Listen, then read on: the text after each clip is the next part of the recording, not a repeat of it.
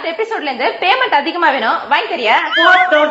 நீ சுயநிலையோட தான் பேசுறியா திவ்யா? பிரான்ஸ்ல ஈபில் டவரை கேள்வி வாங்கி தர, மலேசியாவுல டியூப் டவரை கேள்வி வாங்கி தர, ஆனா கிடைக்காத ஒண்ணுக்காக ஆசைப்படுறீ திவ்யா. கிடைக்காதப்போ கிடைக்காததுக்கு ஆசைப்படுறது தப்பு இல்லையே. எனக்கு ஒண்ணுமே புரியலையே திவ்யா. ஆமா, உனக்கு புரியணும்ன்றதுக்காக அணில், ஆடு, இலை, ஈனு 1ஆம் கிளாஸ் குழந்தைக்கு சொல்லித்தர முடியும். உன் நிலைமை எனக்கு நல்லா புரியுது திவ்யா. என்னதான் ஏடிஎம் சென்டர்ல விசிட்டிங் கார்டு வச்சு தேய்ச்சாலும் பணம் வராது. ஏன் ஏடிஎம் கார்டு வச்சு தேய்க்கலாமே? ஏடிஎம் கார்டுல வச்சு தேய்ச்சாலும் பணம் வராது திவ்யா. ஏன்னா பேங்க்ல பணம் இல்ல திவ்யா. பணம் இருந்தா தானே ஏடிஎம்ல இருந்து வரும். அதே மாதிரிதான் செத்து போன கார்த்திக் எப்படி வருவான்? நீ கூப்பிட்டு பாரு, வருவேன். கார்த்திக், எப்படி இருக்கே? அது இருக்கட்டும், உன்னை லாரிக்காரங்க ஏத்திட்டு போயிட்டாங்கன்னு சொன்னாங்க, நீ எப்படி உயிரோட இருக்க? அது பெரிய கதை. இத முக்கியமான மேட்டரை கொஞ்சம் உளராம கிளியரா சொல்லிடுறேன். நான் திண்டிவனம் போனோம், என் கையில காசு இல்ல. அப்ப எனக்கு தெரிஞ்ச லாரிக்காரன் அந்த பக்கம் வந்தான், அவன் என்ன ஏத்திட்டு போயிட்டான். அத பார்த்த ஒருத்த வந்து உன்கிட்ட சொல்லியிருக்கான், நீ தப்பா புரிஞ்சுட்டு இருக்க. அடே உனக்கு ஞாபகம் இருக்கா? நானும் மகாபலி பஸ்ல ரூம். அன்னைக்கு நீ ரூம்ல அப்படி சொல்லவே இல்லையே.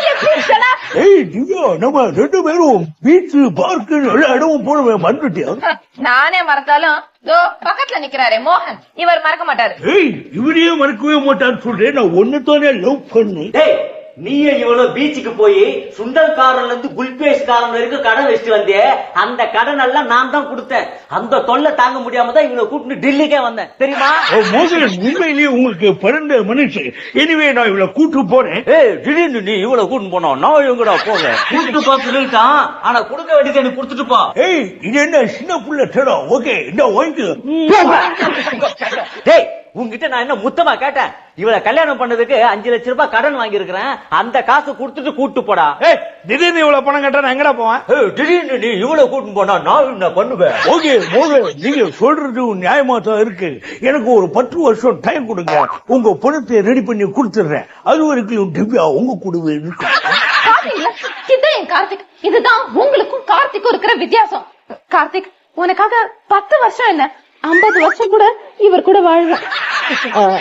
அம்மா, நீங்க இப்படி சோகமா இருக்கீங்க? அது இவ்வளவு நாள் கார்த்திக் செத்து போயிட்டாருன்னு நினைச்சிட்டு உங்க மேல கடுப்பா இருந்தேன். இப்பதான் என் கார்த்திக் வந்துட்டாரு, அதனால உங்க கூடயே சந்தோஷமா இருப்பேன்.